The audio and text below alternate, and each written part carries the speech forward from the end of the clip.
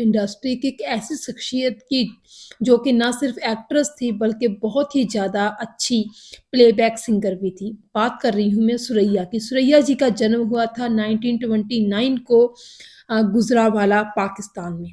उसके बाद उनकी फैमिली बॉम्बे आ गई थी। बहुत ही छोटी उम्र से ही जो था सुरैया जी ने फ़िल्मों के लिए गाने भी गाना शुरू कर दिया था और चाइल्ड आर्टिस्ट के तौर पर एक्टिंग भी शुरू कर दी थी। उसके बाद उन्होंने जो था उनका करियर चल पड़ा और उनको बहुत सारी फ़िल्में जो मिलने लगी थी। अगर उनकी बेहतरीन फ़िल्मों की बात की जाए तो अफ़सर, दिल लगी, बड़ी बहन, अनमोल घड़ी, सैर, उमर ख़याम, दास्तान, दीवाना, मिर्ज़ा गालिब इत्यादि फ़िल्में हैं जो उनकी एक्टिंग की गवाही भरती हैं कि कितनी खूबसूरत और कितनी टैलेंटेड एक्टर थी अ, सुरैया जी। सुरैया जी की आवाज़ में वो एक अलग तरह का चार्म था जो सुनने वालों को अपनी तरफ खींच लेता था और हर कोई उनकी जो आवाज़ थी उसकी दीवानगी में बह जाता था।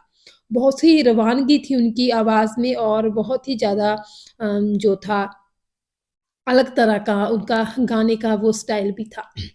और उनकी आवाज़ की ये अलगता ही थी जो उनको इतनी बड़ी जो थी एक्ट्रेस और जो थी सिंगर बनाती थी। कहा जाता है कि 1940 यानी कि 1940 और 1950 के बीच का जो टाइम था, सुरैया पूरे बॉलीवुड पे छाई हुई थी।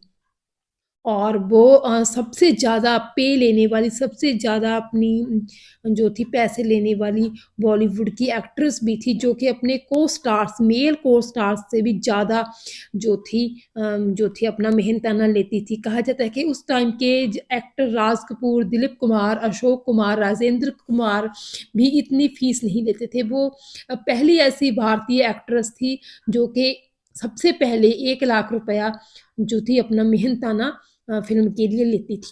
तो इस तरह बहुत ही टैलेंटेड एक्ट्रेस थी और बहुत ही टैलेंटेड जो थी सिंगर भी थी सुरैया जी। सुरैया जी के अगर करियर स्पैन की बात की जाए तो उन्होंने 1936 से 1964 तक ही अपना करियर जो था रखा कायम। उसके बाद वो धीरे-धीरे फ़िल्म इंडस्ट्री से मतलब एज़ एन एक्ट्रेस भी और उन्होंने गाना भी जो था वो छोड़ दिया था। अपने पूरे करियर में उन्होंने 70 के करीब फ़िल्में की हैं और जो है 338 यानी कि 300 से भी ज़्यादा उन्होंने गाने गाए हैं। देवानंद के साथ भी उनकी जोड़ी को काफ़ी पसंद किया जाता था और देवानंद के साथ उन्होंने जीत, सनम, विद्या, अवसर, नीली, शायर, दो सितारे जैसी बहुत सारी खूबसूरत फ़िल्में की हैं।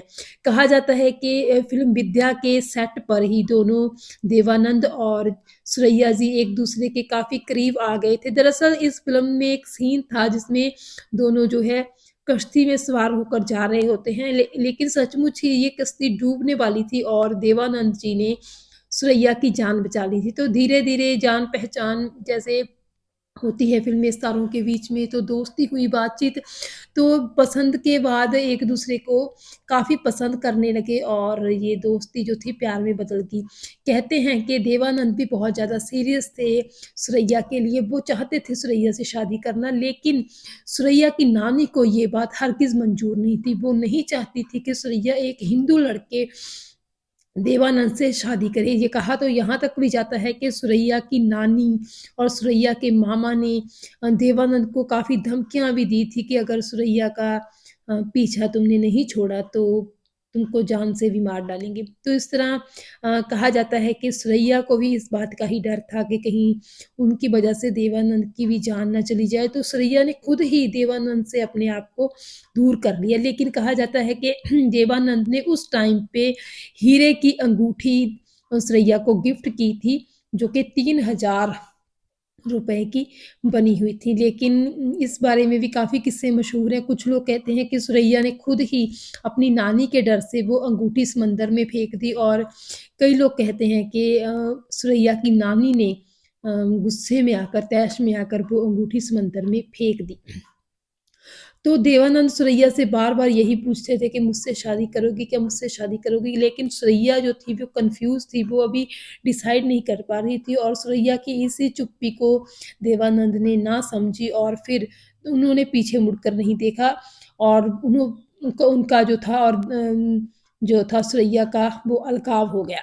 लेकिन देवानंद जी की ज़िंदगी का सफ़र यही नहीं रुका, उन्होंने बहुत सारे मुकाम तय किए, बहुत सारी मंज़िलें तय की उन्होंने, फिर पीछे मुड़कर नहीं देखा। और हालाँकि उस टाइम पे जब सुरैया और देवानंद मिले थे, तो देवानंद तो स्ट्रगलर ही थे, लेकिन सुरैया बहुत बड़ी स्टार बन चुकी थी। कहा जाता है कि बहुत बड़े जो थे पैमाने पर उनके फैन्स थे, और उनकी फ़ैन फ़ॉलोइंग इतनी थी कि उनके घर के आगे जो था लोगों का जमावड़ा लगा ही रहता था, और उनके घर के आगे लोगों के इतने जमावड़े को देखकर ही जो थे उनके घर के आगे सुरक्षा का भी इंतज़ाम किया गया था उस टाइम पे पुलिस की तरफ से। तो इस तरह बहुत ही ज़्यादा टैलेंटेड एक्ट्रेस थी, लेकिन फिर उन्होंने अपने आप को फ़िल्मों से और प्लेबैक सिंगिंग के से दूर कर लिया। 1964 तक ही वो एक्टिव रही। उसके बाद उन्होंने अपने आप को जो था कम कर दिया अपना काम। तो इस तरह अगर हम बात करें सुरैया जी की, हालाँकि वो मुसलमान थी, अ, आज़ादी के बाद वो था पाकिस्तान जा सकती थी, लेकिन उन्होंने ऐसा नहीं किया, उन्होंने इंडिया में ही रही वो। उनके नानी और उनके मामा जो थे वो पाकिस्तान बनने के बाद वहाँ पे चले गए, लेकिन सुरैया यहीं पे रही। अपने माता-पिता के इंतकाल के बाद भी सुरैया अकेली ही रही, लेकिन उन्होंने शादी नहीं की और बिल्कुल अकेली ही रही। वो इस तरह सुरैया जी का स्थान है भारतीय फ़िल्म इंडस्ट्री में एज़ एन एक्ट्रेस के तौर पे पर भी, और एक जो है बेहतरीन गायिका के तौर पर भी वो हमेशा ही याद किया जाता रहेगा, क्योंकि अगर खूबसूरत और बेहतरीन एक्ट्रेस के साथ-साथ गायकों की भी बात की जाए, गायिका की भी, तो वो अपने आप में एक जो थी बहुत बड़ी शख्सियत थी, जिनकी आवाज़ में इतना जादू था और उनकी शख्सियत भी इतनी ज़्यादा जो थी, वो प्रभावशाली थी। तो बहुत ही ज़्यादा उनका ज़िक्र आज भी जो जब करते हैं सुरैया जी के बारे में, तो लोगों की आँखें चमक उठती हैं कि वही खूबसूरत और टैलेंटेड और बहुत ही मधुर आवाज़ वाली गायिका। तो इस तरह कहा जाता है कि बहुत सारे जो गाने थे सुरैया जी के छोड़ने की वजह से, क्योंकि वो सिंगिंग अभी बंद कर दी थी उन्होंने, तो वो गाने जो थे लता मंगेशकर और आशा भोसले जी को गाने का मौका मिला। तो इस तरह आपको सुरैया जी का कौन-सा गाना और उनकी कौन-सी फ़िल्म सबसे ज़्यादा पसंद है? कमेंट सेक्शन में ज़रूर बताइएगा।